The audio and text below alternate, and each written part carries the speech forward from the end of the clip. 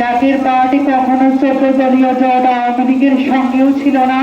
জাতীয় পার্টি 36 দলীয় জোট বিএনপি জোট সেই দলের সঙ্গেও ছিল না। জাতীয় পার্টি বরাবর সত্য, সুন্দর এবং ন্যায়ের পক্ষে, একতার পক্ষে, নিজের আদর্শের উপরে স্থির থেকে সত্য প্রচারের লক্ষ্যে সবসময় কাজ করে গেছে।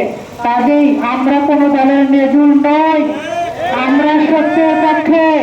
জাতীয় পার্টি গোলাপ ফুলের পক্ষে। আমাদের পক্ষে যদি এক ভোটও আমরা পেয়ে থাকি, আমরা সবসময় নিজের প্রতীকে নির্বাচন করেছি, অতীতেও করেছি, আগামীতেও করব।